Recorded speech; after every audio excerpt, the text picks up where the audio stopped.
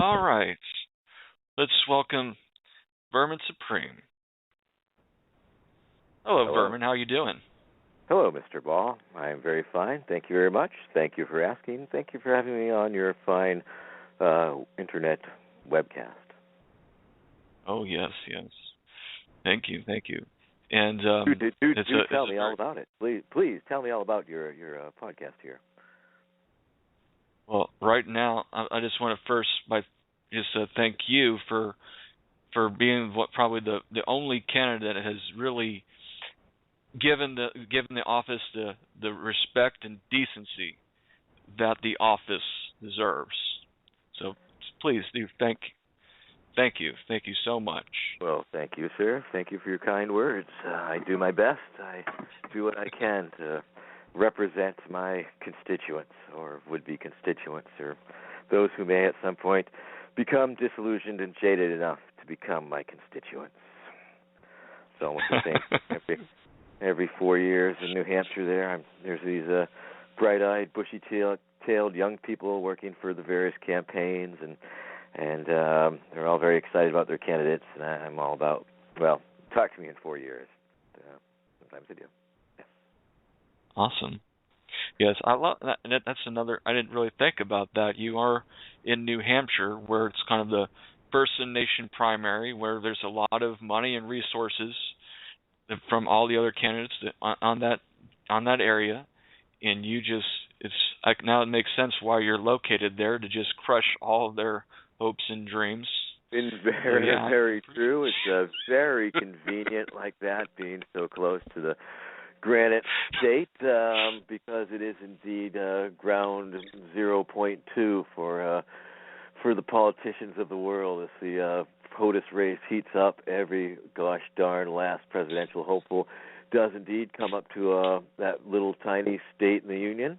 And once things really get cooking, it gets really interesting really fast. The last couple of weeks, for example, the time between the Iowa caucus and the New Hampshire primary proper, each and every candidate has their very own campaign headquarters. They have their own campaign staff. They have their own campaign workers. They have their campaign appearances occurring all around the state, and they are all crossing paths, and it's just like this big, giant arcade game. It's sort of like a whack-a-politician, because on any given day you could go and meet and greet and bird dog and harass it and protest, if those are your wishes, half a dozen of the main contenders for the president's office. And you just don't get that kind of opportunity. You don't get that kind of access any other time, any other place, quite frankly. And as a presidential candidate, I've used it to my advantage, and as a major part of my strategy in running is to work the New Hampshire primary and engage in the candidates. I've been working it since 1992. I've been up in the New Hampshire primary, and boom, because of its size, because of its first-in-the-nation status, it receives vast amounts of press attention from across the nation and across the world. And so if you have a interestingly enough crafted message and a way to deliver it that will draw the attention in the eye of the media of the world, then it's New Hampshire is perhaps your oyster. If you want to come work it, it's a great place to do it. Over the years, I've looked at it, I've seen it, and there's always been for me just a dearth of activist types and protesters and such on the ground because of the nature of it. Just a fairly small number can make quite an impact. And I think in 2012, the last election cycle, we pretty much proved that with the Occupy the Primary movement that was up there. It was an event, I guess it was, and that drew handfuls of people from across the country, and they camped out right in downtown and made a point of attending every event of every politician of note to get their message out. And we also worked with the Free State Project, and they were out in force during the 2012 primary events. So we would find ourselves with the occupiers representing one wing of ideological thought, and we had the free staters representing another side, and generally they're somewhat opposed to each other deep down philosophically, but they were there with that common purpose to harass and try and keep all these scumbags honest through joining together and giving them a hard time. And so that was very exciting to have both these groups with me, and at any moment it could turn into a Vermin Supreme gathering. So I was very much a uniter and not a divider up there during the primaries. So if you're out there, oh yes, I'm a decider. I'm a uniter. I don't mess around. No, I'm a spider. I'm a lot of things. By golly, I'm not necessarily held back by reality. So if you're out there listening and you want to have some fun, if you want to have some real fun and get really close to the political candidates, come on out, because at any given event, there's hundreds of people. There's political tourists that come from around the country. There's all these political slabs. It's just a huge, crazy thing, and it's very much fun to subvert. So it's definitely, for many years, it's been one of the more underutilized political events of a national stature that just hasn't been utilized to its maximum possibilities. I still see a lot of room for a whole lot of fun. I'd love to see it become such a hot potato that maybe they wouldn't even want it anymore. But, a candidate can dream, can't he? Yes, he can. And yes, you're meant, of course, so yeah, let's talk a little bit about your platform a little bit. Ah, yes. Okay. Yes. Let's the meat and gravy and potatoes. Yes. The gravy and potatoes, yes. The green vegetables. Free ponies. Okay, free ponies for all. Free ponies for all. Mandatory. It's an absolutely free pony program. There's no fees or charges whatsoever. They're absolutely free, no question asks. They are, of course, a federal pony identification system. You must have your pony with you at all times. You and your pony will, of course, receive matching barcode tattoos on your asses just to make sure that they match up and all that good stuff. And there will be numerous dental checkpoints because, of course, one of the platform planks does involve the mandatory tooth brushing law and all the attendant law enforcement that will be required to enforce those laws. And so there will be numerous dental checkpoints to check you and your pony's dental hygiene. And I assume, of course, one of your plan to pay for this is by part of your immigration / foreign policy stances. You're going to by expanding the tax base by annexing the entire planet. Indeed.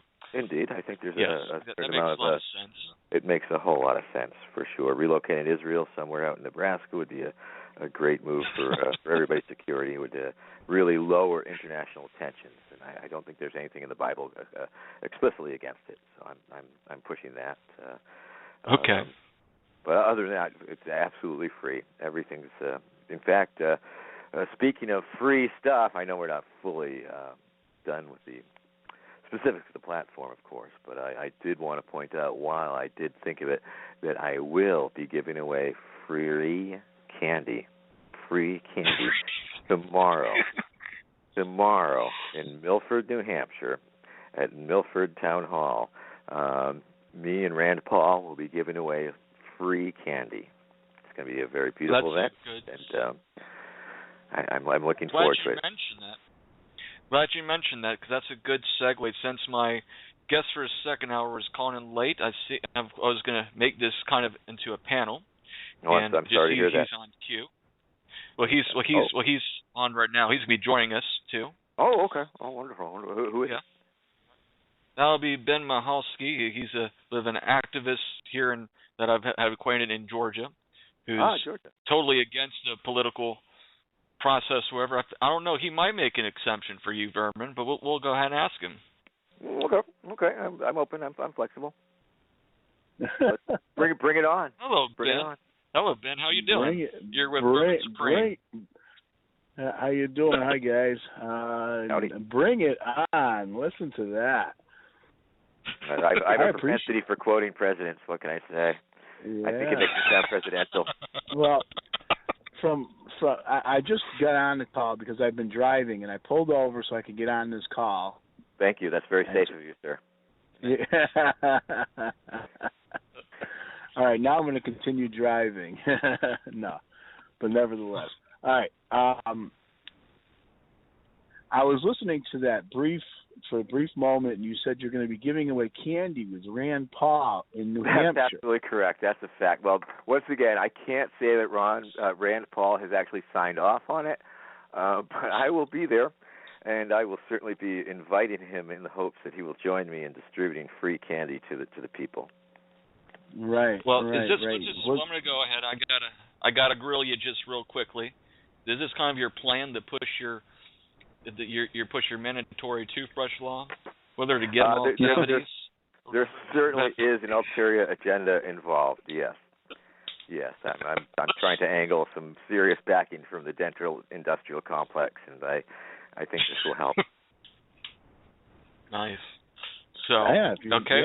Yeah, if you have stock in Johnson & Johnson, it would do well for you to promote toothbrushes and toothpaste made in China. Johnson. I hear that's becoming increasingly illegal in a number of states.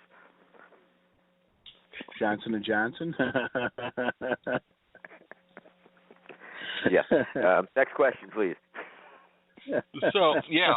So I guess what everyone is talking about today is, as you know, you have a new rival that just entered the race today. I guess we'll go ahead and ask you, Vermin. Go ahead and size him up.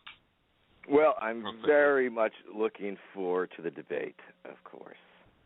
And I think you can very much tell a lot about a candidate by his interactions with the other candidates, especially fringe candidates with bullhorns and with boots on their heads.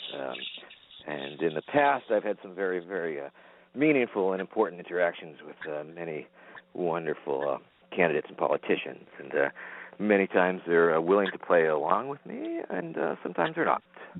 And I think a lot depends on their security details, of course, and you can tell a lot about a campaign's ground game, depending on how successful I am with my interactions with a particular candidate.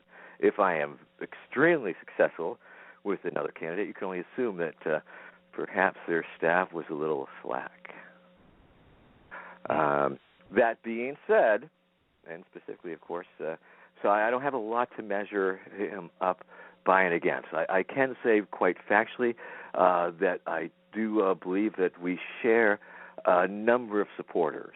I do believe that, of course, I've picked up many libertarian-leaning people who support my campaign, and I want to be very delicate of their sensibilities. In the past, I've hammered out a deal where I would no longer claim that libertarians have no souls because some of my libertarian friends were offended by that, so I promised them I would back off on that. So I understand I'm being quite politic here. But what position are you running for? President of the United States of America and beyond. Beyond. And beyond. I like that. And beyond. I have ambitions. Well, the New World Order does plan on expanding the power of the president. But that would be, that would depend on if the dollar can survive, and well, once again, there will be no need for a dollar in a pony-based economy.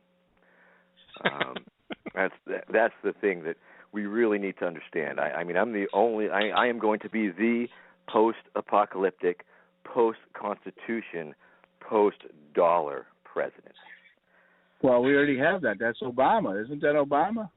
Well, true, He's but post-apocalypse. It's already, you're fighting. Well, you got the guy there now.